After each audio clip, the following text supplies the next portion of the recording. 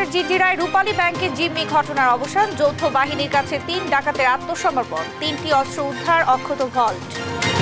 দেশ ও জনগণের স্বার্থ নিরাপদ করতে দরকার জনসমর্থিত সরকার, বললেন তারেক রহমান।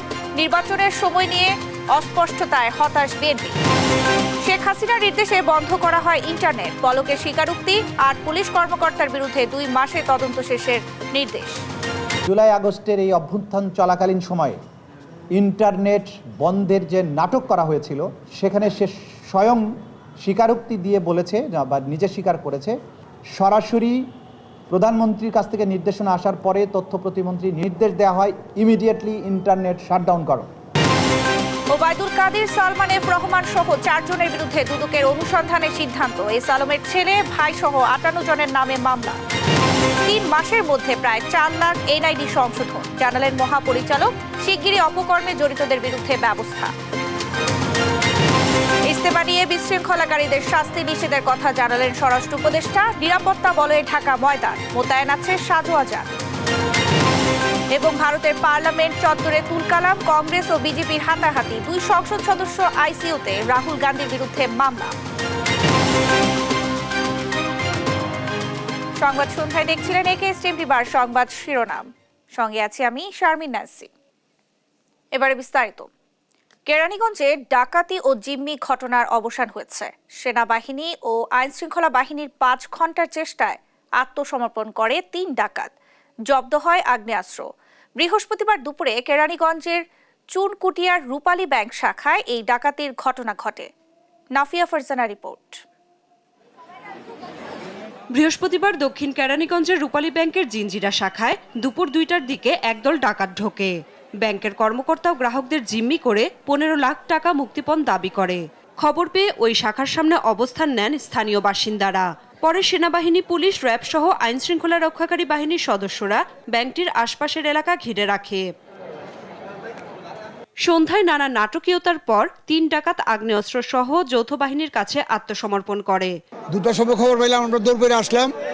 ব্যাংকের ভিতরে ঢুকছে 3 জন, 15 লাখ টাকা আর ব্যাগের মধ্যে দাবি করছে, ব্যাগের মধ্যে বইরা রাখছে। আর বাইরে দিয়া ওই এক অফিসার রিং দিছে বাইরে ওই দোকানে, যে আমাকে ডাকাইতে এসে আপনারাই করেন। ওরে দোকানের এক তালাই না মেন গেটের মধ্যে তালাটা মারছে। এই তালাটা না মারলে এরা বাইরে যেত। ম্যানেজার স্যার বাইরে ছিল, ভিতরে স্টাফ ছিল আর 2 জন আনসার সদস্য ছিল। সেকেন্ড ম্যানেজার ছিল ভিতরে। এর ভিতরে এই কাহিনী। তারপরে পুলিশ প্রশাসন আসলো, পরে সেনাবাহিনী আসার পরে তাদের কার্যক্রম চালায়। সন্ধ্যা 5:30টার দিকে ডাকাতদের ব্যাংক থেকে আটক করে একটি সাদা মাইক্রোবাসে করে নিয়ে যায় আইনশৃঙ্খলা বাহিনীর সদস্যরা। 9 জন আটকানো ছিল, এটা আমরা জানি। তো তারপরে গেট আটকায় রাখার পরে এতক্ষণ পুলিশ প্রশাসন তাদের কর্ম করে এখন ডাকাত সিলিন্ডার করলো। আটকে পড়া কর্মকর্তাদের কোনো ক্ষতি হয়নি, টাকা লোপাটও হয়নি বলে জানান ব্যাংক কর্তৃপক্ষ। অক্ষত আছে ভোল্ট। নাফিয়া ফারজানা, দেশ টিভি। এই মুহূর্তে ঘটনাস্থলে আছেন সহকর্মী আলিমুজ্জামান সাফওয়ান। সরাসরি যাচ্ছি সেখানে। সাফওয়ান, সেখানে এখন কি অবস্থা দেখছেন, আমাদের বিস্তারিত জানাবেন।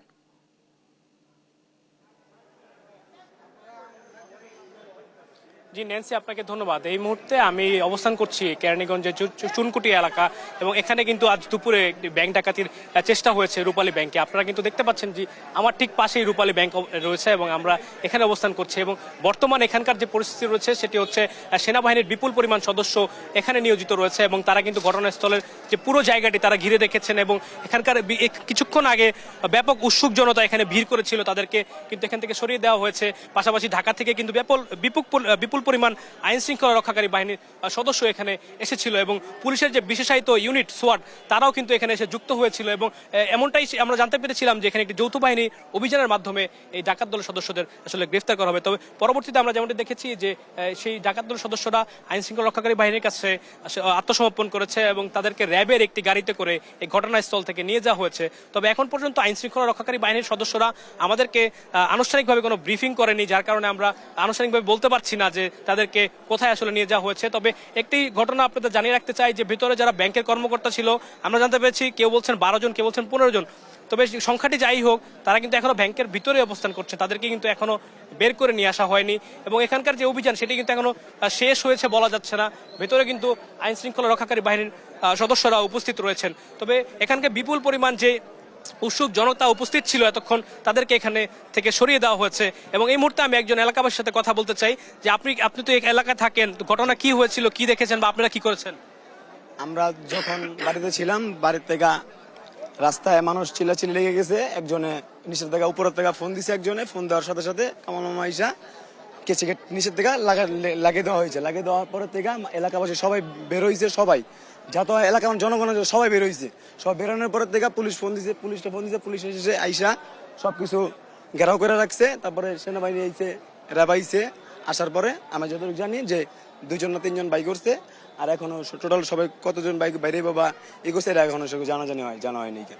আপনারা কিন্তু শুনছিলেন যে এলাকাবাসী তিনি বলছেন যে এলাকার যে মানুষ তাদেরকে বলার পরই তারা কিন্তু এখানে এসে উপস্থিত হয় এবং ডাকাত দলের সদস্যদের বাহির থেকে তালাবদ্ধ করে দেওয়া হয়। তারা কিন্তু এরপরেই দাবি করে যে তাদেরকে নগদ 15 লক্ষ টাকা মুক্তিপণ দিতে হবে এবং পাশাপাশি তাদেরকে নিরাপদে এখান থেকে বেরিয়ে যাওয়ার যে সুযোগ সেটি করে দিতে হবে। এবং আইন শৃঙ্খলা রক্ষাকারী বাহিনী কিন্তু তারপরও তাদের কৌশলে সাফওয়ান, আপনাকে ধন্যবাদ।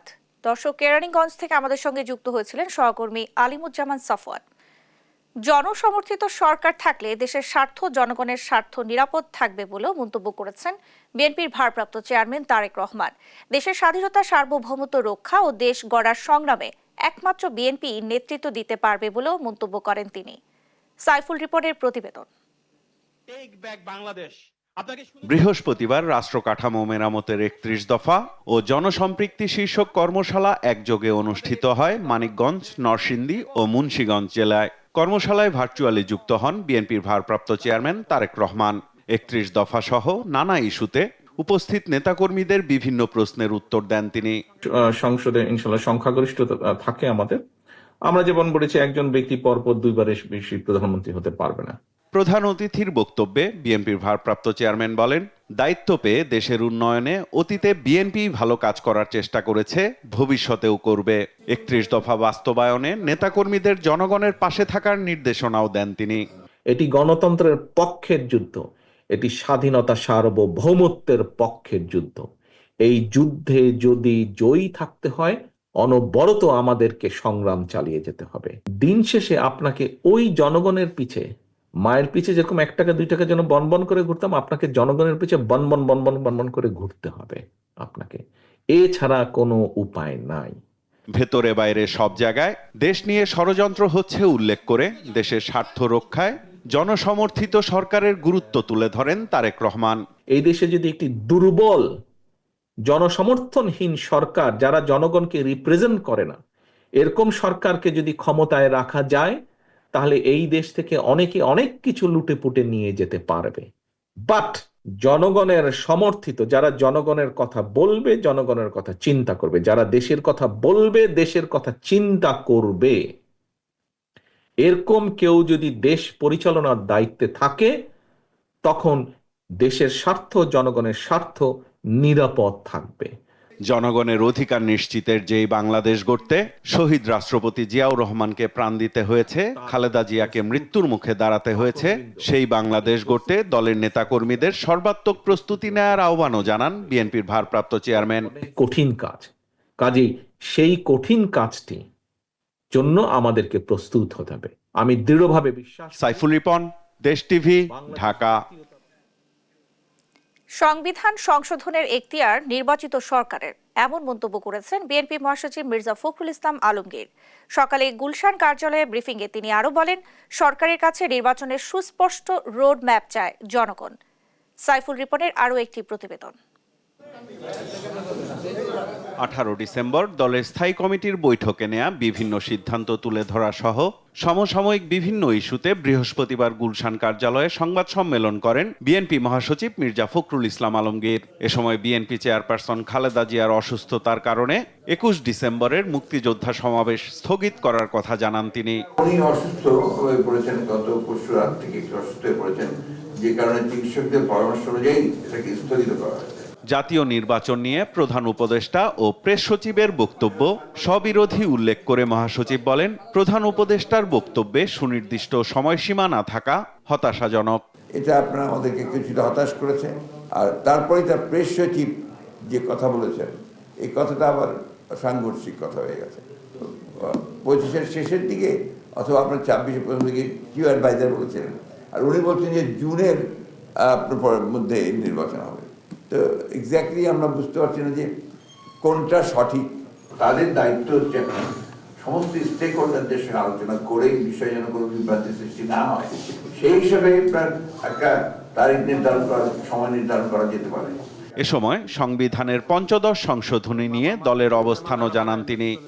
আমরা এই রায়কে স্বাগত জানাই, অ্যাপ্রিসিয়েট করি। আদালত স্বীকৃতি দিয়েছেন যে নির্বাচিত পরবর্তী সংসদটি সংবিধান সংশোধনের একমাত্র উপযুক্ত ফোরাম। ফ্যাসিবাদী আওয়ামী সরকার সংবিধানের প্রায় 1/3 এবং কিছু অংশ তফসিল অপরিবর্তনীয় ঘোষণা করেছিল, যা এই রায়ের মাধ্যমে বাতিল হয়েছে। সংবিধান সংশোধন নিয়ে সাংবাদিকদের প্রশ্নের জবাব দেন বিএনপির স্থায়ী কমিটির সদস্য সালাউদ্দিন আহমেদ। যে সমস্ত আইন প্রধানত পার্লামেন্টে পাস হয়, সেটাতে যদি কোন রকমের কোনো অসাংবিধানিক বিষয় থাকে, সেটা ইন্টারপ্রিট করার সবসময় ক্ষমতা সুপ্রিম কোর্টের সাংবিধানিক ভাবে। তো এই বাকি জিনিসগুলো মাননীয় আদালত সংসদের উপরে এই জন্যই ছেড়ে দিয়েছেন যে ওখানে কিছু রাজনৈতিক সিদ্ধান্তের বিষয় আছে বলে আদালত হয়তো মনে করেছে। এটা একটা বিচার বিভাগীয় স্বীকৃতি মিলল যে সংসদ, একমাত্র সংসদই হচ্ছে উপযুক্ত ফোরাম যে কোনো রকমের সাংবিধানিক সংশোধনের জন্য। আওয়ামী লীগের 3টি নির্বাচনকেই বিএনপি অবৈধ মনে করে জানিয়ে তিনি বলেন, এ নিয়ে কেউ আদালতে গেলে সেখানেই সিদ্ধান্ত পাওয়া যাবে। এই বিষয়ে যদি আদালতের কাছে কেউ কোনো রকমের আবেদন করে, তখন আদালত এটা বুঝতে পারবে। সাইফুল রিপন, দেশ টিভি, ঢাকা। জুলাই আগস্ট গণহত্যার ধামাচাপা দিতে ইন্টারনেট বন্ধের নির্দেশ দিয়েছিলেন শেখ হাসিনা, এমন স্বীকারোক্তি দিয়েছেন সাবেক আইসিটি প্রতিমন্ত্রী জুনায়েদ আহমেদ পলক, জানান আন্তর্জাতিক অপরাধ ট্রাইব্যুনালের চিফ প্রসিকিউটর তাজুল ইসলাম। এদিকে সাবেক আইজিপি মামুন সহ 3 পুলিশ কর্মকর্তাকে সেফ হোমে জিজ্ঞাসাবাদের অনুমতি দিয়েছেন আদালত। শিউলি রায়ের রিপোর্ট। বৃহস্পতিবার সকালে জুলাই আগস্ট গণহত্যার ঘটনায় মানবতা বিরোধী অপরাধের অভিযোগে ট্রাইব্যুনালের মামলায় সাবেক আইজিপি চৌধুরী আব্দুল্লাহ আল মামুন, এনটিএমসির সাবেক মহাপরিচালক জিয়াউল আহসান সহ 8 জনকে আন্তর্জাতিক অপরাধ ট্রাইব্যুনালে হাজির করা হয়। এদিন তাদের বিরুদ্ধে গণহত্যার মামলায় প্রতিবেদন দাখিলের কথা থাকলেও তদন্ত শেষ করতে 2 মাস সময় চায় প্রসিকিউশন। সেই সঙ্গে মামুন সহ 3 কর্মকর্তাকে সেফ হোমে জিজ্ঞাসাবাদের আবেদন করে তারা। চিফ প্রসিকিউটর জানান, শুনানি শেষে আবেদন মঞ্জুর করে 20 ফেব্রুয়ারি অগ্রগতি প্রতিবেদন দাখিলের নির্দেশ দিয়েছেন ট্রাইব্যুনাল। এই কারণে আমরা আজকে 2 মাস সময় চেয়েছিলাম, 2 মাস সময় দিয়েছেন। আগামী 20 ফেব্রুয়ারি পরবর্তী তারিখ এই মামলার জন্য ধার্য হয়েছে। আমরা আশা করব এর মধ্যেই মামলার তদন্ত মোটামুটি অনেক বেশি দূর এগিয়ে যাবে। তিনি আরও জানান, জিজ্ঞাসাবাদে জুনায়েদ আহমেদ পলক স্বীকার করেছেন জুলাই হত্যাকাণ্ড ধামাচাপা দিতে শেখ হাসিনার নির্দেশেই ইন্টারনেট বন্ধ করা হয়। জুলাই আগস্টের এই অভ্যুত্থান চলাকালীন সময়ে ইন্টারনেট বন্ধের যে নাটক করা হয়েছিল, সেটি কোনো দুর্ঘটনা ছিল না। খায়ের টাওয়ার বা কোন টাওয়ারে আগুন লেগেছে এগুলোর কোনো ব্যাপারই ছিল না। সেখানে সে স্বয়ং স্বীকারোক্তি দিয়ে বলেছে বা নিজে স্বীকার করেছে যে এই ইন্টারনেট তদানীন্তন প্রধানমন্ত্রী এবং এই মামলাগুলোর প্রধান আসামি শেখ হাসিনার নির্দেশে সরাসরি প্রধানমন্ত্রীর কাছ থেকে নির্দেশনা আসার পরে তথ্য প্রতিমন্ত্রী নির্দেশ দিয়ে আইআইজি ইন্টারন্যাশনাল ইন্টারনেট গেটওয়ে, এই গেটওয়েদের একটা হোয়াটসঅ্যাপ গ্রুপ খোলা হয়। সেই গ্রুপে সরাসরি নির্দেশ দেওয়া হয় ইমিডিয়েটলি ইন্টারনেট শাটডাউন করো। জিয়াউল হাসানের আবেদন প্রসঙ্গে তাজুল ইসলাম বলেন, বিচার কার্যক্রমকে বিতর্কিত করতেই ট্রাইব্যুনালের এখতিয়ার নিয়ে এমন প্রশ্ন তোলা হয়েছে। একটা আবেদন করে বসে আছে জিয়াউল হাসান, এই মামলার বিচার করার ক্ষমতা নাই। এটা হচ্ছে প্রথম কথা। এবং দ্বিতীয় কথা, তিনি বলেছেন যে যেসব অপরাধ হয়েছে এগুলো মানবতা বিরোধী অপরাধী নয়। এই ধরনের পিটিশন ওনারা দিয়েছেন। তো দিয়ে ওনারা একটা হাইপ তৈরি করতে চান, দুনিয়াব্যাপী একটা নয়েজ তৈরি করতে চান। সেই কারণে তারা অ্যাপ্লিকেশনটা দিয়েছেন। অনেক বড় অ্যাপ্লিকেশন, নানান কথা তারা বলেছেন। এগুলোর আমরা যথাযথ আইনি প্রক্রিয়ার জবাব দেওয়ার জন্য আমরা সময় চেয়েছি। আগামী 1 মাস পরে এটা শুনানি হবে 20 জানুয়ারিতে। তো জবাব আমরা দিব, আদালত যথাযথ আদেশ নিশ্চয়ই তারা দিবেন। কিন্তু আমরা আপনাদেরকে যেটা জানাতে চাই যে এই ধরনের উদ্যোগ একের পর এক নেওয়া হবে এটাকে বিতর্কিত করার জন্য। সাদ আহমেদ, দেশ টিভি, ঢাকা।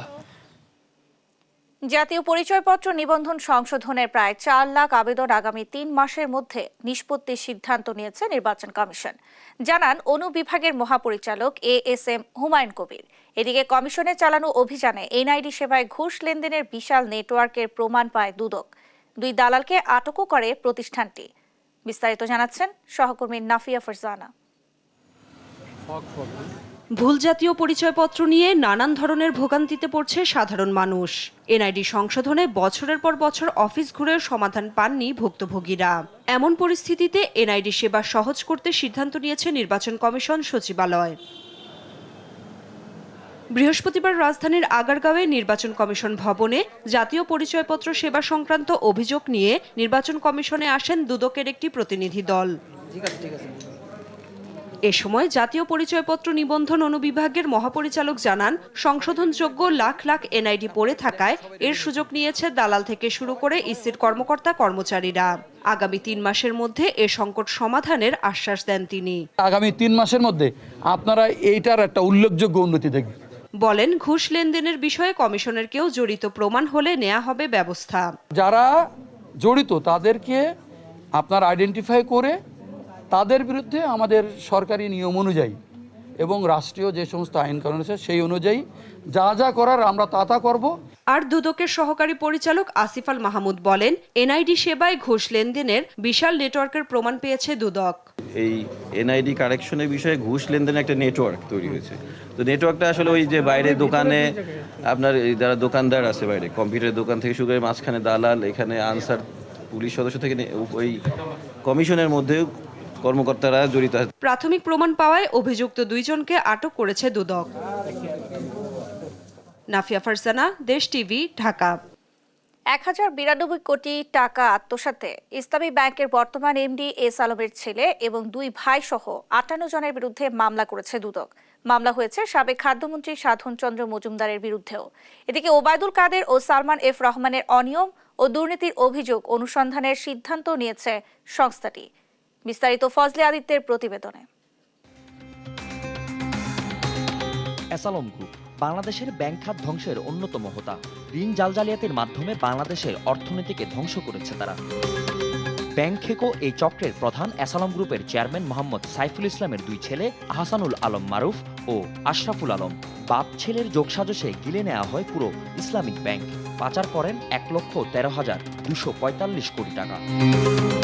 শুধু চট্টগ্রামের ইসলামিক ব্যাংকের চাকতাই শাখা থেকে 1092 কোটি টাকা লুটপাটের অভিযোগে এসালমের ছেলে এবং 2 ভাই সহ 58 জনের বিরুদ্ধে মামলা করেছে দুদক। ইসলামী ব্যাংক বাংলাদেশ লিমিটেড চাকতাই শাখা চট্টগ্রাম হতে মেসার্স মুরাদ এন্টারপ্রাইজের নামে 1092.46 কোটি টাকা ঋণ দেখিয়ে তা আত্মসাৎ এবং মানি লন্ডারিংয়ের অপরাধে আলোচিত ব্যবসায়ী এস আলমের ছেলে এবং ইসলামী ব্যাংকের সাবেক চেয়ারম্যান আহসানুল আলম, বর্তমান এমডি মোহাম্মদ মনিরুল মাওলা সহ পরিচালনা পর্ষদের 14 জন এবং এস আলমের 2 ভাই জনাব শহীদুল আলম এবং মোহাম্মদ রাশেদুল আলমের বিরুদ্ধে আজ একটি মামলা রুজু হয়েছে। এদিকে সাবেক সড়ক পরিবহন মন্ত্রী ওবায়দুল কাদের ও সালমান এফ রহমানের অনিয়ম দুর্নীতির অভিযোগে অনুসন্ধানের সিদ্ধান্ত গ্রহণ করেছে কমিশন। জনাব ওবায়দুল কাদের সাবেক সড়ক পরিবহন মন্ত্রী ও এবিএম আমিনুল্লাহ নুরী সাবেক সচিবের বিরুদ্ধে 137 বাস কেনা নিয়ে কারসাজির একটি অভিযোগের প্রেক্ষিতে দুর্নীতি দমন কমিশন অনুসন্ধানের সিদ্ধান্ত গ্রহণ করেছে। অবৈধ সম্পদ ও অস্বাভাবিক লেনদেনের অভিযোগে সাবেক খাদ্যমন্ত্রী সাধন চন্দ্র মজুমদারের বিরুদ্ধে মামলা করেছে দুর্নীতি দমন কমিশন। জনাব সাধন চন্দ্র মজুমদার সাবেক খাদ্যমন্ত্রী ও সাবেক সংসদ সদস্য নওগাঁ 1 কর্তৃক 25,64,66,238 টাকা মূল্যের জ্ঞাত আয়ের উৎস বহির্ভূত সম্পদ অর্জন এবং 65টি ব্যাংক হিসাবে 43,04,47,375 টাকার অস্বাভাবিক লেনদেনের মাধ্যমে স্থানান্তর, রূপান্তর, হস্তান্তরের মাধ্যমে মানি লন্ডারিং অপরাধে একটি মামলা রুজুর সিদ্ধান্ত গৃহীত হয়েছে। এবং ফজলে আদিত্য, দেশ টিভি, ঢাকা। আমাদের দেশে একটা প্রচলন আছে, বছরের প্রথমে একটা বাচ্চাদের জন্য একটা বড় অ্যামাউন্ট লাগে। ঠিক করলাম যে আমরা একটা ডিপিএস খুলি এবং বিকাশে এটা খোলার কারণ হচ্ছে কি, বেশি হ্যাজেল নাই, বাসায় বসেই সব করা যাচ্ছে। আমি যে টাকাটা তুলছি, সেক্ষেত্রেও দেখা গেছে যে আমার ওরা কোনো চার্জ নেয়নি। বিকাশ অ্যাপে ডিপিএস, টাকা জমায় সারা দেশ। ফেব্রুয়ারির শেষের দিকে আইএমএফ এর 4র্থ কিস্তির $64 কোটি পেতে পারে বাংলাদেশ। সচিবালয়ের সংবাদ সম্মেলনে আইএমএফ এর মিশন প্রধান ক্রিয়া পাপা জর্জিও জানান, প্রতিশ্রুত অর্থের বাইরে অতিরিক্ত ৭৫ কোটি মার্কিন ডলার দেওয়ার অনুরোধ করেছে বাংলাদেশ, জানিয়ে ইতিবাচক সংস্থাটি অর্থনীতির এই নাজুক পরিস্থিতি অন্তর্বর্তী সরকার সামলাতে না পারলে নির্বাচিত সরকারের জন্য তা আরো কঠিন হবে বলেও মন্তব্য করেন আইএমএফ-এর মিশন প্রধান।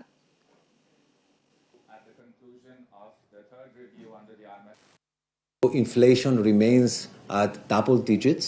We got numbers even as of November. And the inflation staying very high comes from two parts. One is the supply side. Usually we think about it coming from food inflation. And there are structural issues why food inflation remained high. And then there is the demand side, which is aggregate demand basically remained high. দ্বিপাক্ষিক সম্পর্ক জোরদার করতে একমত হয়েছেন বাংলাদেশের অন্তর্বর্তী সরকারের প্রধান উপদেষ্টা ডক্টর মোহাম্মদ ইউনূস ও পাকিস্তানের প্রধানমন্ত্রী শাহবাজ শরীফ। বৃহস্পতিবার মিশরের রাজধানী কায়রোতে এই বৈঠক অনুষ্ঠিত হয়। প্রধান উপদেষ্টার প্রেস উইং এ তথ্য জানিয়েছে।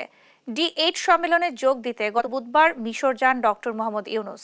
এর আগে মিশরের রাজধানী কায়রোতে প্রধান উপদেষ্টার সঙ্গে সাক্ষাৎ করেন মালয়েশিয়ার উচ্চ শিক্ষা বিষয়ক মন্ত্রী doctor Zambry Abdul Kadir.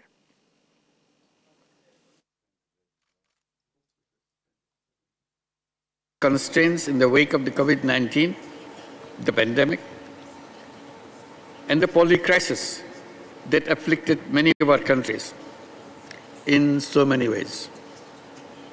As Bangladesh passes the baton to Egypt, let me affirm Bangladesh's unwavering support to the Egyptian chairmanship in furtherance of our cooperative agenda.